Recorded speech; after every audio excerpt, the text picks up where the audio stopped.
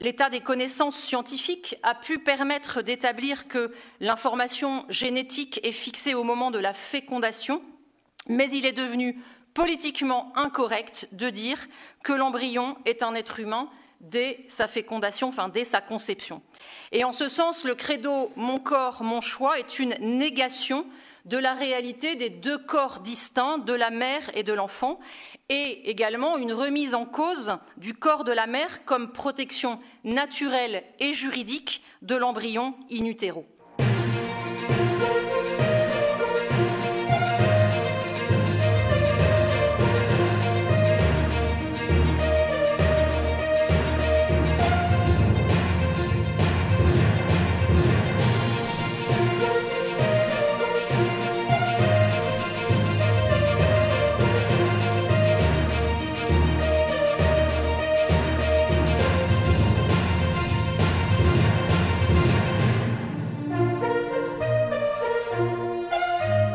Et je laisse la parole sans plus tarder à Madame Laurence Trochu.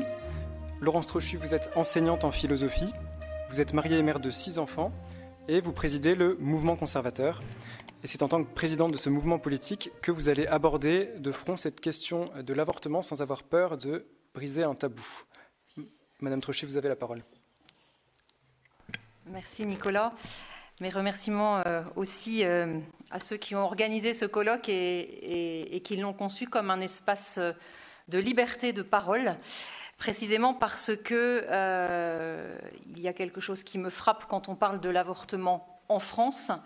Nous vient tout de suite, évidemment, le mot de tabou.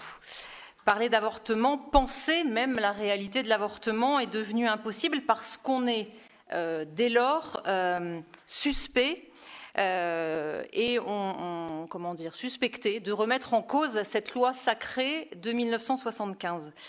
Et dans le Larousse, c'est effectivement ce sens du mot tabou, qui vient du polynésien tabu, je ne sais pas si ça se prononce exactement comme ça, et qui veut dire sacré. Et les Femmes qui ont fait hier irruption dans le cortège de la Marche pour la vie n'ont pas dit autre chose, justement en arborant sur leur poitrine dénudée le slogan « l'IVG, c'est sacré ». Ça n'a fait que conforter l'approche que je voulais vous proposer aujourd'hui.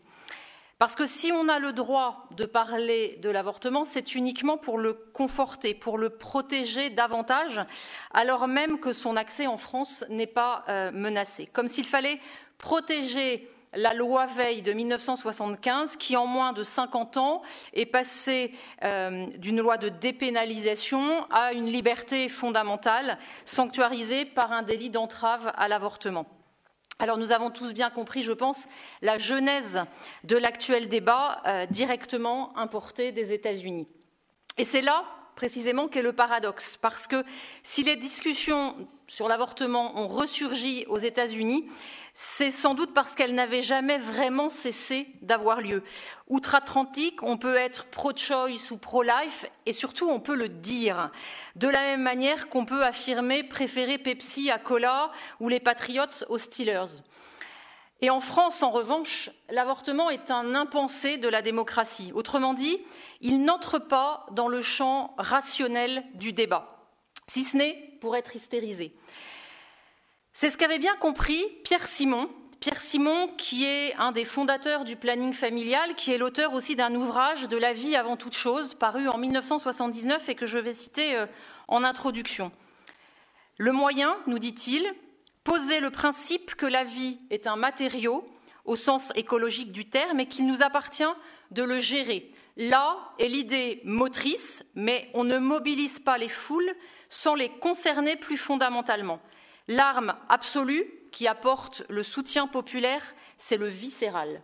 Peser sur le viscéral en s'appuyant sur l'intime, en s'appuyant sur le quotidien, voilà le nécessaire. Il avait tout compris. Il faut que ça prenne aux tripes. Et la leçon a été bien retenue, puisque toute personne qui tenterait d'opposer des arguments rationnels pour parler de l'avortement est d'emblée un sans-cœur qui ne voit pas la souffrance des femmes. Donc, dans cette circonstance, l'avortement ne peut être pensé que pour être justifié. Autre phrase à retenir du docteur Pierre Simon, c'est la sexualité qui fait la politique. C'était sa conviction, une conviction nourrie par la lecture de Michel Foucault, pour lequel c'est la vie plutôt que le droit qui a servi de moteur aux revendications sociales dont le sexe a été un des motifs majeurs. Une conviction qui l'a conduit à embrasser la médecine, un des moyens, nous dit-il, de soulever le monde, d'ébranler le vieil ordre, et dont la gynécologie est, selon lui, le meilleur des leviers. Plus de 30 ans après les batailles qui furent les siennes, nous voyons bien que les discussions qui s'ouvrent au Sénat sur la constitutionnalisation de l'avortement relèvent d'un combat qui n'est pas seulement technique, mais philosophique. La biopolitique foucaldienne est à son apogée, elle vient consacrer l'invasion du politique dans la gestion des corps.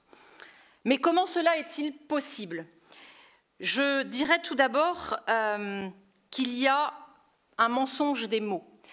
Parce que comment pouvons-nous dire ce qui ne doit pas être pensé ? Eh bien, en changeant les mots, précisément pour conditionner la pensée. Ainsi, il n'est plus question d'avortement, mais d'IVG, interruption volontaire de grossesse. Arrêtons-nous quelques instants sur les termes de cette expression. Une interruption, comme si on pouvait mettre sur pause le développement de l'embryon, comme s'il pouvait y avoir une suspension de la vie. Volontaire, parce que c'est la liberté des femmes, liberté à laquelle on ne doit opposer aucune limite, mon corps, mon choix. Liberté présupposée, alors même qu'on entend encore cette terrible phrase « je voudrais bien le garder, mais je ne peux pas », et qui montre que l'avortement peut aussi être un non-choix. Grossesse, enfin, le Larousse, toujours, définit la grossesse comme état de la femme entre la fécondation et l'accouchement. Wikipédia, en revanche, sème le doute. Je cite, « Elle débute, selon le point de vue, à partir de la fécondation ou de la nidation ». J'aime bien le « selon le point de vue ». En faisant évoluer arbitrairement la définition de la grossesse, il s'agit bien évidemment de créer une zone d'ombre sur la réalité ontologique de l'embryon. Stéphane a rappelé les différentes étapes de la loi concernant l'avortement. Ce qu'on voit aussi en regardant les lois de bioéthique, c'est que depuis 1994, puis 2004, sont apparues des expressions de demande parentale et de projet parental dans le cadre spécifique de la législation en matière d'assistance médicale à la procréation. Mais par extension, ces termes ont ensuite été utilisés de manière à se prononcer sur le sort des embryons surnuméraires d'une fécondation in vitro, et l'expression traduit alors le désir de devenir parent. Par extension toujours, son usage s'est aussi, dans le langage courant, appliqué à la définition de la grossesse, ouvrant ainsi largement les possibilités de l'avortement, indépendamment du nombre de semaines de gestation.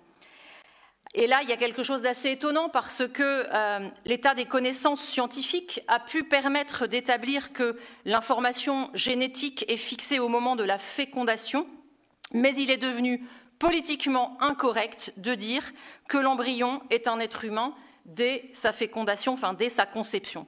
Et en ce sens, le credo « mon corps, mon choix » est une négation de la réalité des deux corps distincts de la mère et de l'enfant, et également une remise en cause du corps de la mère comme protection naturelle et juridique de l'embryon in utero. Ce mensonge des mots a pour corollaire un déni de réalité. S'il est un domaine qui pourtant ne devrait pas échapper à l'approche rationnelle, c'est la science, dont la démarche est de partir de l'observation et donc du réel. Le réel, c'est lorsque le test de grossesse est positif, la femme sait très bien que 9 mois plus tard, c'est d'un petit homme qu'elle va accoucher et pas d'un bébé chat. Alors, amas de cellules, embryons, fœtus, ce sont bien 3 étapes d'une même vie humaine en formation. Et si la loi fixe aujourd'hui à 14 semaines la possibilité de l'avortement, ce n'est pas sur des critères rationnels, encore moins techniques, quand on sait ce que cela présuppose de briser les os du crâne. Je dis bien possibilité de l'avortement et non droit. L'avortement, en effet, a été conçu comme une règle dérogatoire à un principe, le respect de tout être humain dès le commencement de la vie. La suppression de l'état de détresse qui fondait cette loi d'exception, disparaît peu à peu, comme je le disais, au profit de la notion de projet parental qui fonde un droit à l'avortement. La seule protection de l'enfant aujourd'hui se situe donc dans les délais qui limitent le recours à l'avortement, délais qui ne cessent, on l'a vu, de s'étendre et dont l'arbitraire est évident. En ce sens, comment rédiger ce nouveau droit au niveau constitutionnel? C'est la question posée par la proposition de loi de Madame Vogel, proposition qu'elle porte et qui fait de l'avortement un droit illimité, ce qui est donc en totale contradiction avec l'esprit de la législation issue de la loi Veil, qui, malgré les limites sans cesse repoussées de 10 à 12 puis 14 semaines, a maintenu un cadre. Pour garantir ces limites, il faudrait alors inventer une législation dans la Constitution, alors qu'on l'a déjà dans la loi. Mensonge des mots, déni de réalité, disais-je. J'y vois finalement une faiblesse, j'y vois un aveu de faiblesse dans ce projet qui consiste à graver l'avortement dans la Constitution, pour 3 raisons, ou plus exactement à 3 niveaux. Parce que cette proposition ne sert finalement pas la cause des femmes qu'elle prétend défendre. Première raison, c'est parce que ce gouvernement est impuissant à réformer structurellement le pays, qu'il se réfugie, qu'il se console, comme le faisait François Hollande auparavant, avec des lois sociétales, mariage pour tous, PMA sans père, avortement à 14 semaines, et même tentative, souvenez-vous, d'un avortement en cas de détresse psychosociale jusqu'à la veille de l'accouchement, bientôt euthanasie et suicide assisté, et puis constitutionnalisation de l'avortement. Ce sont finalement les seuls succès, entre guillemets, politiques, remportés par un gouvernement incapable d'enrayer l'invasion migratoire, l'effondrement du niveau scolaire, l'appauvrissement des classes moyennes. Deuxième raison, cette fuite dans le sociétal signe aussi un échec stratégique et relève tout simplement d'une tactique politicienne pour, d'une part, séduire un électorat NUPES hostile aux réformes structurelles pourtant nécessaires, et pour d'autre part, composer avec des parlementaires de tous bords qui, par faiblesse et ou absence de conviction, ne risqueront pas de s'exposer sur un sujet clivant. En l'occurrence, servir l'agenda politique des uns, diaboliser les autres, c'est la méthode habituelle depuis quelques années. Enfin, troisième raison, l'échec le plus grave, c'est celui qui touche les femmes et les enfants. Parce que la hausse constante du nombre d'avortements est bien, quoi qu'on en dise, une multiplication de drames. Et si j'emploie ce mot par lequel Simone Veil désignait l'avortement, c'est précisément parce qu'aujourd'hui, la souffrance des femmes ne peut plus s'exprimer. La suppression des entretiens pré-IVG, c'est tout simplement la suppression de ces espaces de dialogue où les femmes pouvaient dire leurs souffrances et leurs doutes, où le temps est celui de la réflexion, pour donner justement à leur choix la possibilité d'être libérées des pressions affectives, économiques, financières. Et c'est en réalité une négation non seulement de la liberté des femmes, mais aussi de leur capacité à défendre un choix éclairé. Paradoxe, évidemment, quand on sait que c'est porté par celles qui se réclament féministes. La suppression des entretiens post-IVG est quant à elle un refus d'entendre les souffrances que peut générer l'avortement à plus ou moins long terme.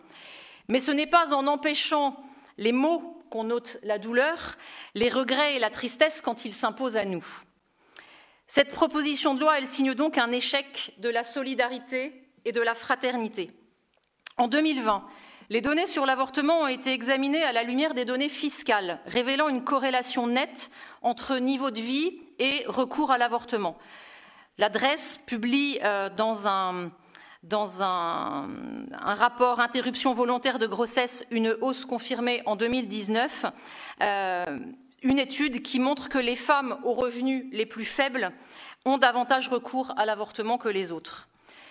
L'enquête de l'UNAF de janvier 2021 révèle que les Français voudraient avoir en moyenne un enfant de plus, alors que sont pointées des difficultés d'ordre matériel et des difficultés financières relatives à l'instabilité de l'emploi, à des logements indécents ou inadaptés, à un déséquilibre entre vie familiale et vie professionnelle, à des prestations familiales qui sont finalement plus contraignantes qu'autre chose, notamment concernant la répartition du congé parental entre les parents.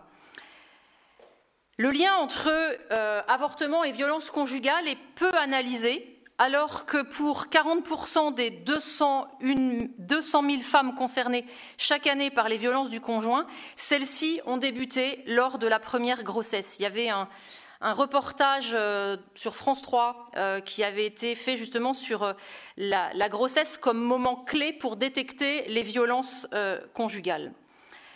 Vous voyez donc que plutôt que de faire diversion avec ce projet de loi qui ne correspond pas aux besoins des femmes, c'est en fait une étude épidémiologique dont nous aurions besoin et que les pouvoirs publics devraient lancer pour analyser les causes, les conditions et les conséquences de l'avortement.